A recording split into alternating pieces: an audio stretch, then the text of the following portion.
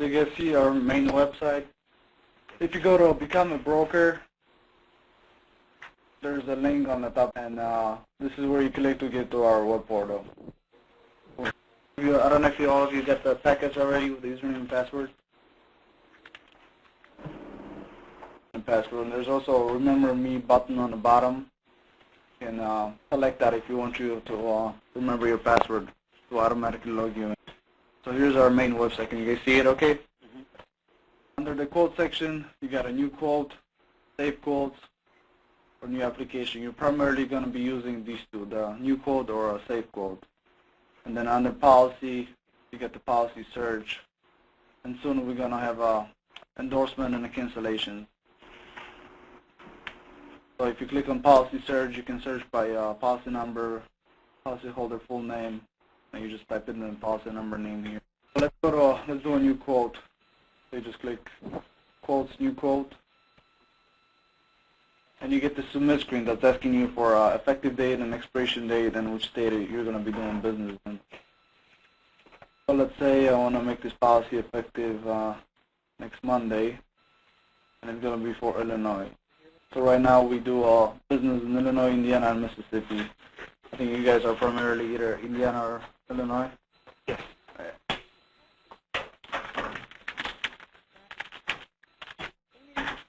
And then on the bottom you put in the term of the policy. Select 6 months, and it fills in the expiration. You can select the pro rata to allow you to fill in the expiration date. Pro rata means it's like a term policy.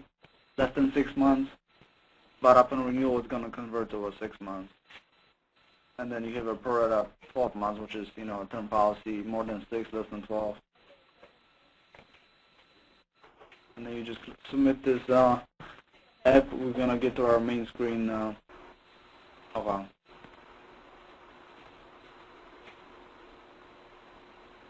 So on the top, you kind of have the description. This is a quote. QILP 40.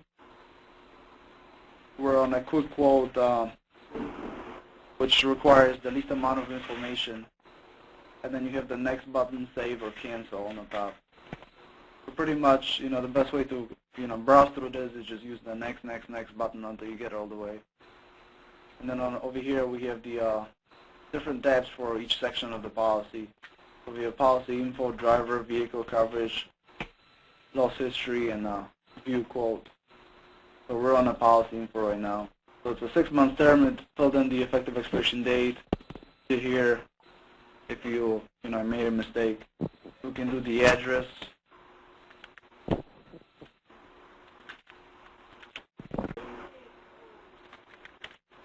So you just put in your address.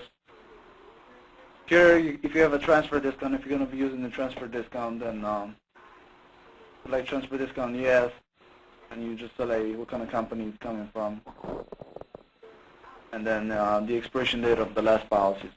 So this will give you a transfer discount. All right, we'll do next. We'll go to the next section of the policy. So we're on the driver tab now. So you just click add driver. And now it's going to copy all the information from policyholder that we just entered. Or if you're adding second driver, this option will be selected. All right, you select the policyholder. So we copied the first name and the last name of the policyholder here, and we just have to fill in the items that are marked. So on the quote, even though the driver license number it says is required, on a quote it's not. I think when we move into the application, you'll be forced to enter a driver license number.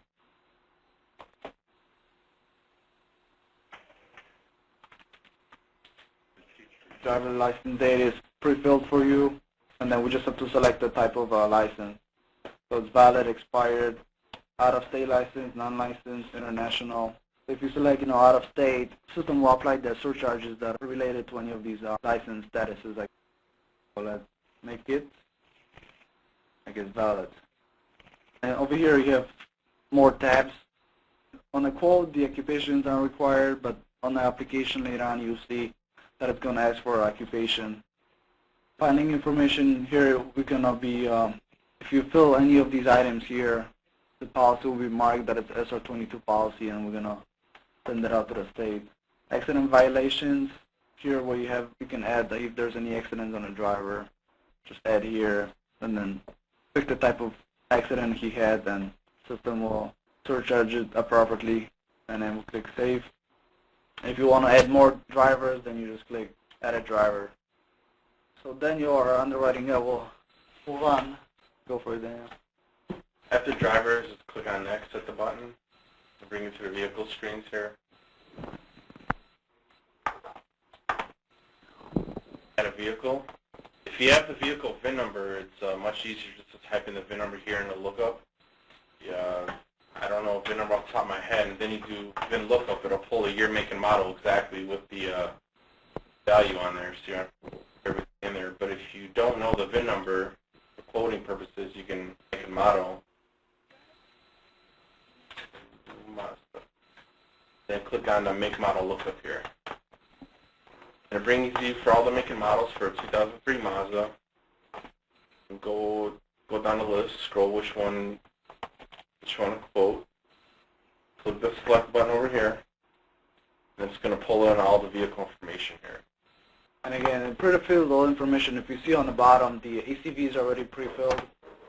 So if you're going to be doing this, if you're going to have a full coverage or come collision on it, the system already knows how much this car is worth, and then it's going to calculate the physical damage appropriately. So the only thing you have to select right now is use, personal or business, and then if you can select anti-theft, because we do have an anti-theft discount on the full coverage policies. If there's a loss pay on here that you want to add or additional insured, you can click on this additional insured tab. Go ahead and add it on the vehicle. Let's do a loss pay here. Now we have a database already filled up with loss pays, their addresses as well. So if you could do a lookup on here, it'll pull up the list. So just do find here.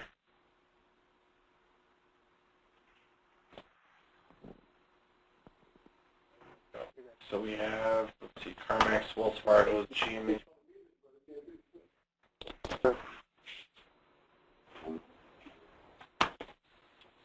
You want to save the loss pay in the vehicle, click on save. You can see it's already added on here. Now say the vehicle's garage at a different address than the mailing address, you can fill it up here with the red stars. Now this will take precedence over the mailing address. If you say that this one is a garage in, say, Chicago, and the mailing address is somewhere out in, say, Joliet, Chicago territory, will be rated with Chicago territory. Yeah, so let's say if the insured has a P.O. box, you can use the P.O. box on the main mailing address. That we would calculate the rates. Let's save. Now if you have another vehicle, you would go through the same process again. You just do add a vehicle and make model lookup or VIN number lookup, the whole process over. But for this, for the quoting purposes, we'll just use this one vehicle. Click on next, go to coverages. So one of the questions you guys had is, what if there's an excluded driver? If there's an excluded driver on the driver tab, I'm just going to go back real quick here.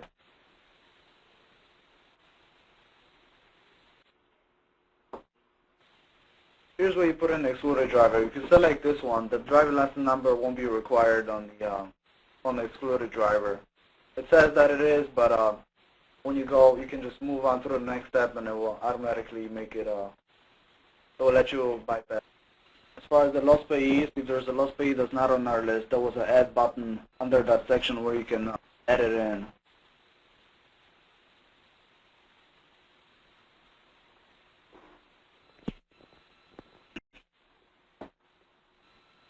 So there's an add right here. If you can't find the loss payee that you're looking for, then just click add right here, and it's going to allow you to enter the loss payee information that you're looking for. Sorry, Daniel. Coverages.